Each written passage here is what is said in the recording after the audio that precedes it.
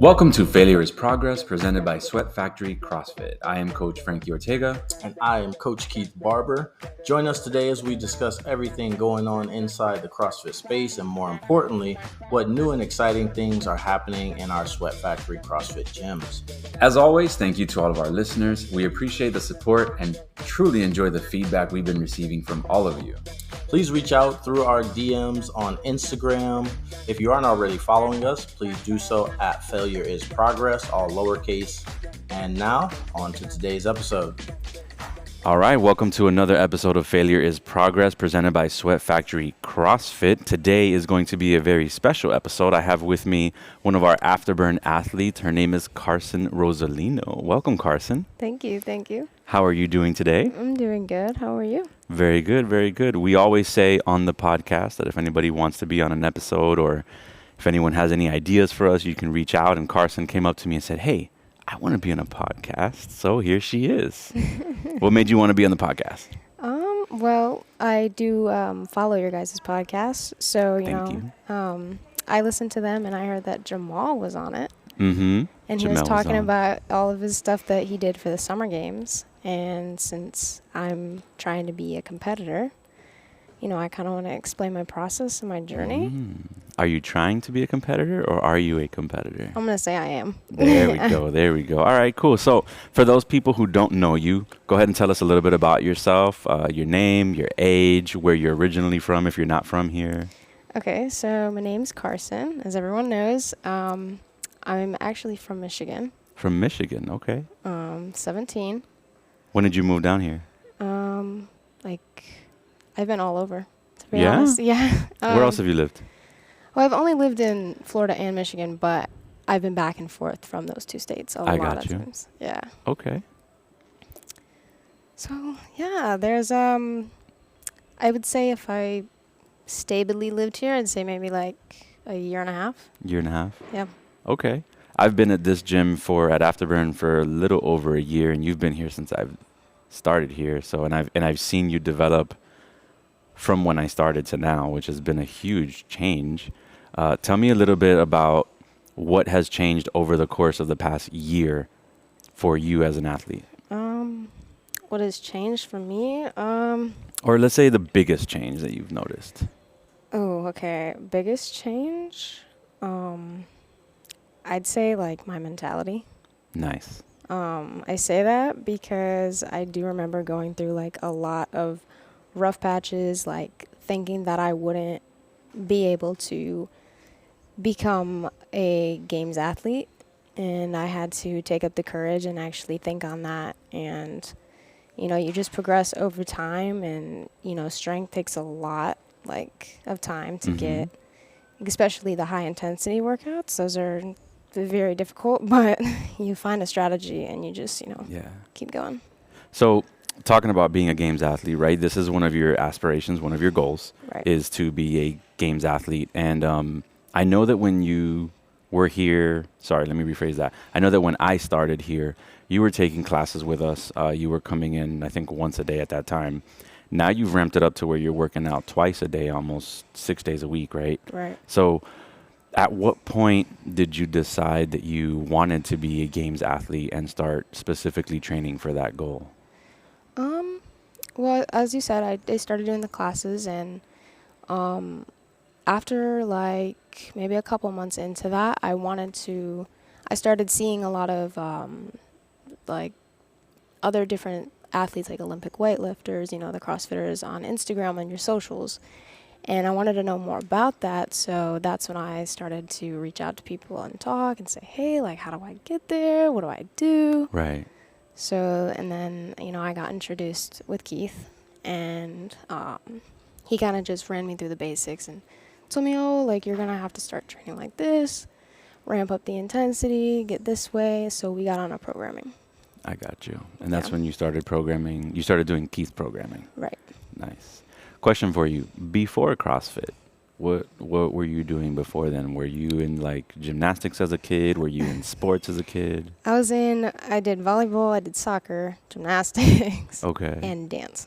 And dance. Yeah. And was this Here, Michigan? I was in Michigan. In Michigan. Yeah. I got you. Cool. In Michigan, were you doing these like as school sports, or were they extracurriculars? For volleyball was only for school. Okay. But for soccer, I took it up for about 3 years. You know, I really liked the sport and everything, but then I got into dance. I was dancing ever since I was like 3. Okay. And I took that up until like age 10, 12. So I was in that for a while, but What kind of dancing? Like jazz or like it was ballet? jazz, ballet, hip hop, tap dance, all of A them. little bit of everything. Yeah, really. Okay. That definitely shows with the body awareness. It helps a lot. And when did you do gymnastics? Gymnastics, I was still young. I was like 5, 6. Okay. So I was really young, but I actually really liked. I think all children before they turn 5 or 6 years old should be involved in some sort of gymnastics program, because yeah. it's so beneficial for body awareness and for just understanding how your body can relate to this distance to that. And you know, Right.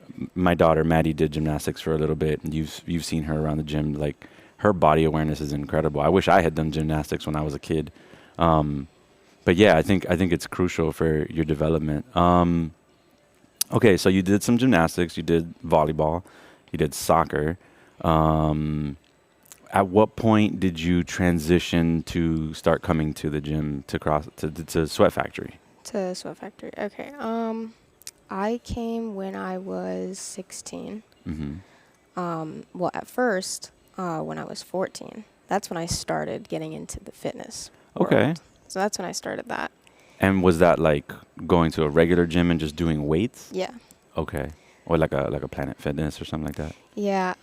We had a community gym Okay. in our complex that we lived in. So I started going there. And then after that, I started getting confused because I didn't know what to do and how to deal with nutrition at that time. And then I had body problems Okay. and eating issues. Can we dive into that? Yeah, we can. What kind of body problems? I always wanted this aspect of looking a certain way. I wanted what like models look like. I wanted that skinny figure. I wanted to be perfectly symmetrical Mhm. in all different ways. So that happened, and then with the eating, I didn't want to eat. I wouldn't eat at all. So mentally you were trying to like tell yourself, if I don't eat, I'll look like these, Correct. you know, super skinny celebrities and stuff like that. Mm-hmm. Okay. And so at what age was this? Like 15, 16, This was literally when I was 14. 14? Yeah. Okay, so from 14 to now, okay. And what allowed you to make that switch or that change where you said, okay, well, I guess I have to start eating. You know, it's not going to hurt me to eat. I'm not going to necessarily blow up if I start eating. Well, I started going through when I hit 15, you know, I kind of just still acted the same, but then my mom was like, oh, maybe you should try Afterburn. Go here. Maybe they could really help you out. Okay. So, you know, I came here, and that's when I was 16, and I started working with one of the trainers, and they were saying how nutrition is really important for you, and you need to trust the process. Okay. So, you know, I gave it a chance, and I gave in. I trusted it. And that's kind of what shifted me into a different gear and mindset. Okay, and were you doing nutrition training with that coach specifically, or were you just doing like one-on-one PT and then he was giving you little tidbits of nutrition in between? Yeah, one-on-one PTs. Okay. And then a little bit of nutrition. So then how did you change your nutrition from when you started to, let's say, 6 months after that? Like, what did you start incorporating to start making yourself healthier, stronger, fitter? One thing was protein. Uh-huh. Okay. I definitely needed the protein to really ramp up to build that muscle. Carbs were also not the enemy, so I figured that out. Yeah, everybody's convinced carbs are the enemy. Yeah. I don't really like carbs too much myself, but I have to eat them. Right? Okay. So you started PT. You were doing PT training. You were doing like 3 days a week, right? Yeah. With Coach Mike at the time. Right. And then you started having some more protein, eating some more. How many meals a day do you eat now? Oh, man. I eat like 4 to 5 meals. 4 to 5 meals a day? And snacks in between. Okay, good. Yeah. And is that something that you're working with someone on, or have you kind of developed your own? I kind of have my own little strategy going on, Okay. you know. And you follow your protein macros based on your weight Yep. or your desired weight and all that? Correct. Okay, okay. Talk to me a little bit about what your routine is present day. As a aspiring games athlete at 17 years old, tell me what like a typical Monday looks like for you. Just training or like a day in the life? A whole day, like school, training, Okay. homework, the whole nine. Well, first thing, I wake up, and I go eat some food. That's the first thing I do. Sounds delicious. Yeah, so I'll do that. And what does breakfast look like for you? I'll normally do an everything bagel Okay. with a little bit of butter on it. Mm. Yeah, best thing. Okay. Sometimes I have like a go-go squeeze with it. A go-go squeeze. Yeah, they're like my favorite. So. That's so 17 of you. Okay. So then I'll just watch my phone. I'll go on Instagram, scroll through some reels, and then I'll start getting ready and I'll head to the gym. Okay. And then I'll look at the training on what we have, and I'll start, stretching because that's the first thing I have to do. Of course. So I'll stretch out for about 20, 30 minutes, and then I'll get straight into the lifting, and then we'll go into the Metcon, and then sometimes if we have skill work, I'll work on that as well. After training, normally I'd get home, and I'd have to shower, and then I go straight to school, which I'm on there for about 2.5 hours because school's not too long. Okay. And for the listeners, you homeschool, right? Yes. Okay. So yeah, and then after doing a little bit of school, having a little breakdown because I don't like school. Nobody does. Yeah. Then I'll start eating again. I gotta get my little snacks in, and then I'll have my little lunch that I'll eat. And then. Tell me about your snacks. What's your favorite snack? Ooh, favorite snack. Don't say go squeeze again. I'll make a peanut butter and jelly. Okay, that's my favorite snack. Now we're talking. Right. Yeah, so I'll do that. Then I'll have my lunch. Okay. Then I'll hang around the house for a little bit. And then I'm coming back to the gym because normally I have a strength training piece or I'll have a endurance piece. Okay. Do you take a nap at all in the afternoon? Some days I do. Some days. Okay. Yeah. When your body tells you need it? Yeah. I got you. Good. So then you come back to the gym and you'll do the second half of your workout. How many days a week do you do 2 workouts? Well, right now it's a little bit different. It's maybe like 2-3 days. Okay. A week would be 2 sessions in one day. I got you. And this is recently, right? Because we did some homework. Before, Yeah. before, let's say 2 or 3 weeks ago, how many days a week were you doing twice a day? 6 days. 6 days. Okay. Yeah. And that's when you were starting to feel some of the fatigue and some of the little joint problems here and there. Yeah, my hip. Your hip. How are you feeling now that I've kind of dropped your volume down a little bit? I'm feeling a lot better. There's not as much tension. I can actually walk up the stairs now. It's important to be able to lift weights and walk up the stairs. Right. Have a normal life. Good. Yeah, and I got to give you a huge shout out because, we talked about this recently, but you've been developing as an athlete right before everyone's eyes at our gym, really, but more specifically right before my eyes because I've been watching you for a year now, and I just feel like in the past 6 months you've really hit your stride, and you're now just you're following directions better than ever before. You're so much more coachable than you were in the past. And I think it goes a lot with your athletic maturity. Yeah. And I think it goes a lot with your focus and your drive, right? You know that you're motivated to be a games athlete, and you know that in order to be there, you can't do it on your own. So listening to the people around you is important. Definitely listening to your coaches is important. But I see you in here getting after it. And, a few weeks ago, I saw you were going to try to do a muscle up one day. And I said, Karsyn, go home. Yeah. Go take a break. I can see it in your face. You're fatigued. Your body's hurting. Just go home and take a break. And you looked at me and you were like, okay, it's time. So, huge credit to you, because a lot of times we, not just as athletes, right? Just as human beings, psychologically, we get advice and then we choose not to take it. Right. It's just our thing. We're not going to listen. And I think you went through that for a long time, right? You were saying that you've felt your maturity change. So kudos for that. All right, question for you. What is, let's have some fun. What is your favorite movement to do? Favorite movement? People are probably gonna hate me for this. It doesn't matter if anybody hates you for it. It's okay. What's It's your okay. favorite movement? Favorite movement? Just don't say thruster. I was gonna say thruster. Really? The thruster's your favorite Yeah. movement? Okay. Uh-huh.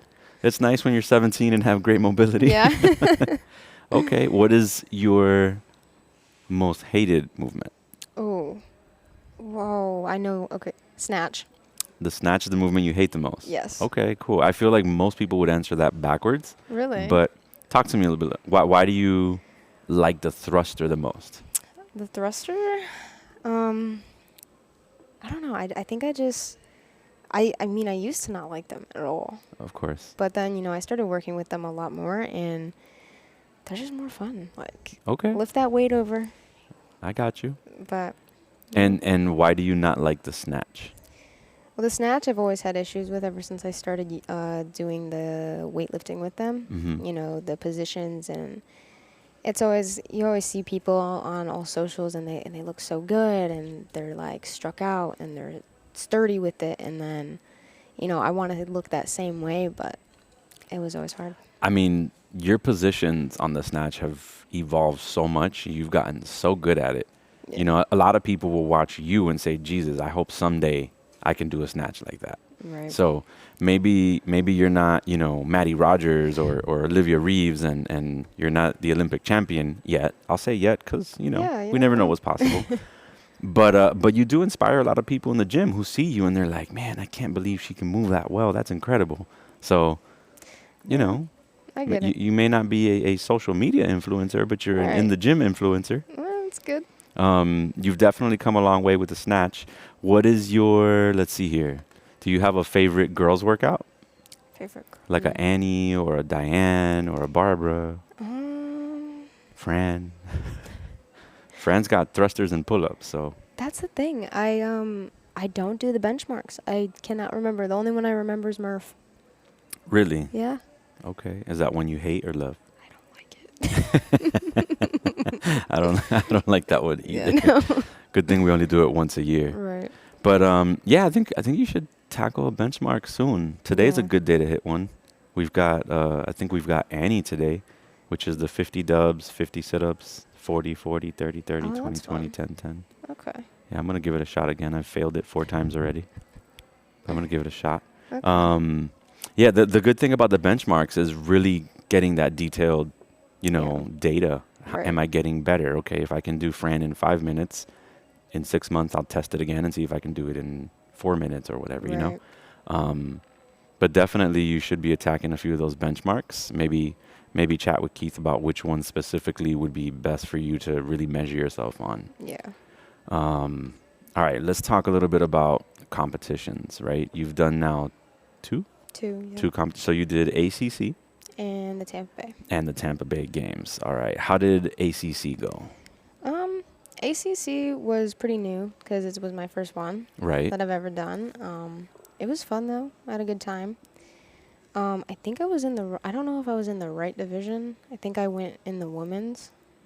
Women's. Just like, that was not my age group. Did you do RX or did you do? No. It was beginner. It was beginner. I think beginner female maybe. Okay. Yeah. And how did you do? I placed in the top 20. Okay. So it wasn't too bad. It was still new to me, so learning around it. And by thinking that it wasn't your right division, was it like too difficult for you or? I don't know if I wouldn't say it was difficult for me. I would say that I did have the feeling that since those other people in my division were older than me, Okay. they would have had a better chance at getting to a different where I would be lower because like they could have been stronger. I got you. That's did how I they felt. have a kids division? I can't remember, but I knew they had a 16 and 17 Okay. group. And you didn't get into that one. No. I got you. Yeah. So then you placed top 20 out of the higher division. Yeah. Go you. Yeah. How did you feel going into that? How did you feel like the day before the competition? Were you nervous? Were you? I was nervous. Yeah. I had that pit in my stomach. I was like, oh no, the nerves. Okay. Yeah. Did you have a plan going in or were you just trying to like slow down and not overthink it too much? I did have a plan going into it. I don't think I knew much Mm-hmm. because I never knew how to Right. strategize or any of that. But I calmed myself down before I got out there, and I was like, you know what, we're just gonna try to do our best and see where it ends up. And it went pretty well, knowing that I was younger, and I was looking at the other people in there that were older. I would think that they're stronger, they're better than this. But in reality, that's not always the outcome. Yeah. So, Usually the younger ones are stronger, yeah. but well, maybe not stronger, but I remember my first competition. I actually wasn't brave enough to go individual. I actually haven't done a competition individual. No. It was a team of 4 of us, and it was Tampa Bay Games.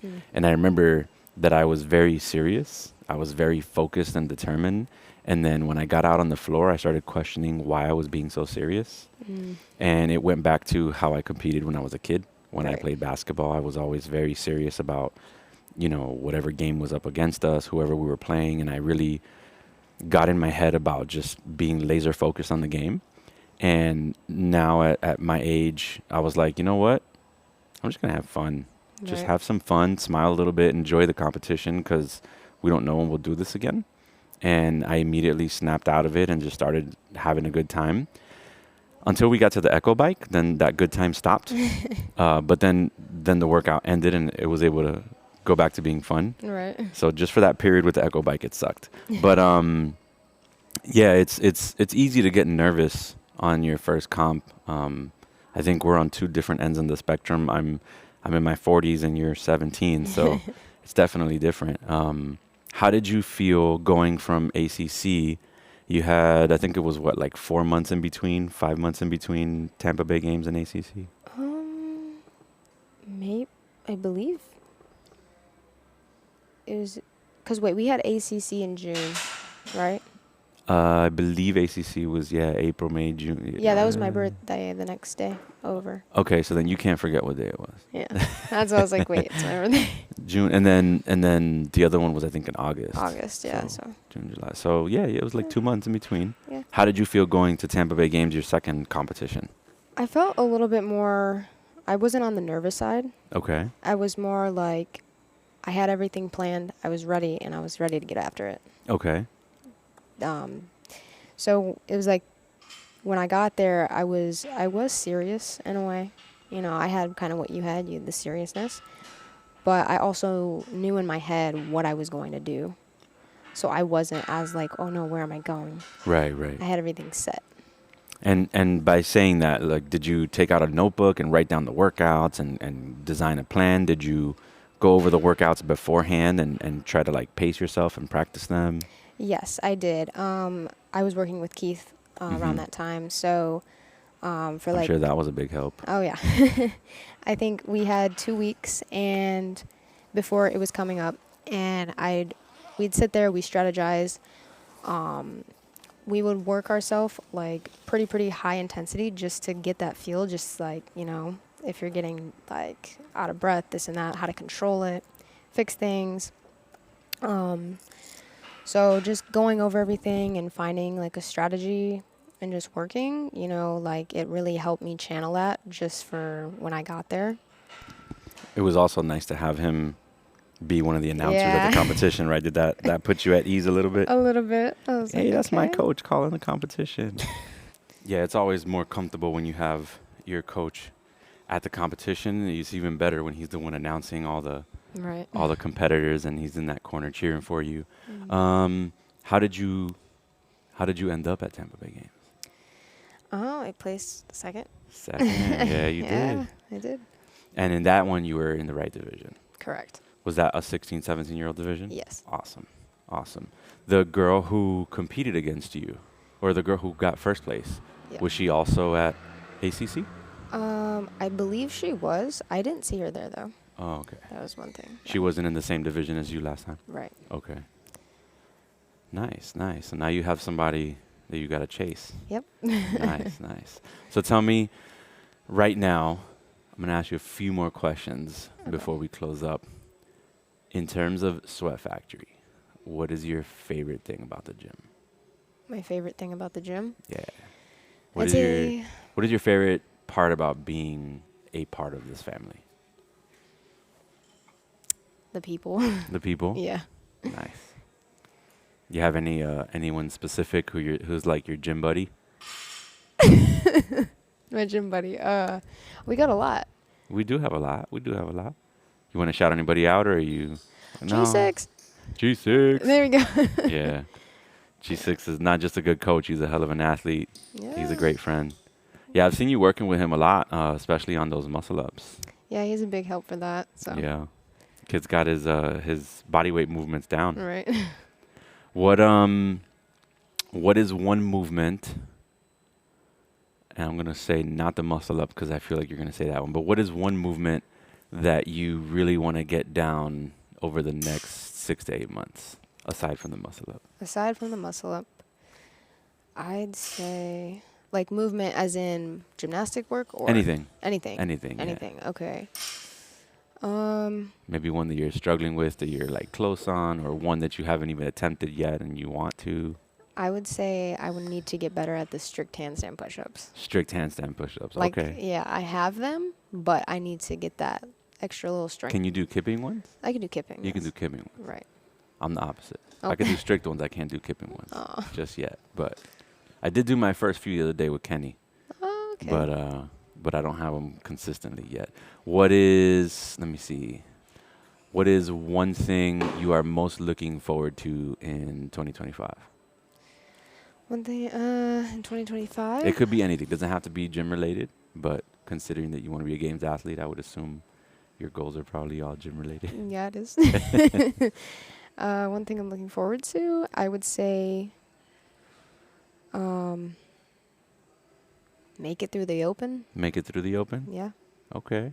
You're going to make it through the open. I'm So hoping. we'll say the open. Okay. You're excited about the open. Yeah. Are you scared of the open? I don't think I'm scared. I'm driven to keep going. I like that. Driven. Yeah. What is one movement that you would see in the open that would make you be like, oh, crap, this is not going to work out for me? Butterfly pull-ups. Butterfly pull-ups? You don't have those yet? I have them, but I don't have a good rhythm. I got you. Yeah. Okay. So we got to work on strict handstand push-ups. We got to work on muscle-ups. We got to work on butterflies. Yep. Okay. All right. What else? Let me see. I did not plan for this, so this is completely coming off the top of my head. That's okay. Let's see. Let's say, all right, I'm the general manager of the gym. If you could tell me one piece of advice to make the gym better, what would it be? One piece of advice. Yeah. To make the gym better. This is your chance to be as critical as possible. A bike erg. A bike erg? Oh, okay. They're so expensive, but They are, but we do need one. Okay, I like that. maybe a Christmas Black Friday shopping. Maybe, or maybe not. I'll see. I'll have my people talk to the gym's people and see what we can figure out Yeah. and see if we can get one. I would like to get Yeah. one of those. It's one of those pieces of equipment that is so crucial for Right. conditioning. Okay, talking about equipment. Yeah. We've got ski ergs, we've got echo bikes, we've got assault bikes, and we've got the rower. Right. Which of those four is your favorite? Eco bike. Yeah? Yep. And which is your least favorite? Ooh, rowing. Rowing? Yeah. You like the ski erg more than the rower? Yeah. Wow, okay. Me and I the wouldn't rower. expect that. Yeah, me and the rower aren't that great. No? Yeah. What do you prefer? Would you prefer to row for calories or prefer to row for distance? Distance. Yeah? Yeah. Calories are tough for you? Right. I got it. All right. Anything else you want to tell to anybody listening who may be considering becoming a competitor or who may be scared of going to their first competition? Any piece of advice you want to tell someone before you sign off? I'd say that if anyone is trying to become a competitor, I think they should 100% go with that. Go with their gut feeling. It's great to know where you want to go in life. And if that's the journey and the route that you want, I'd say 100% take that opportunity. What about somebody who thinks they want to compete, but they're scared to? I'll use an example. Let's say like Jamel. Okay. Let's say Jamel wants to do his first actual CrossFit comp, right? Because he did the summer games, Yep. and we had to kind of all collectively push him into it. But how do we get someone like that to now jump into like an ACC or a Tampa Bay Games? Well, Jamel, this is for you, bro. I'd say for him, don't be scared. You know, there's nothing to be scared of. You know, you just try, really. In all reality, you just try, and it doesn't mean that if you suck at something, and you're always gonna get better. Right. No matter what the consequences, you're always gonna get better. But if you give up, then you're not gonna get better. At the end of the day, failure is progress, right? Yeah, that is. All right. With that, we'll go ahead and sign off. Karsyn, thank you so much for this conversation. This has been fun. Yes, thank you. All right. Everyone listening up, remember, follow us on Instagram. Write to us. Again, if you guys want to be on the podcast too, you got to talk to us and let us know. You know where to find Keith. You know where to find me. And until next time, you guys have a good one.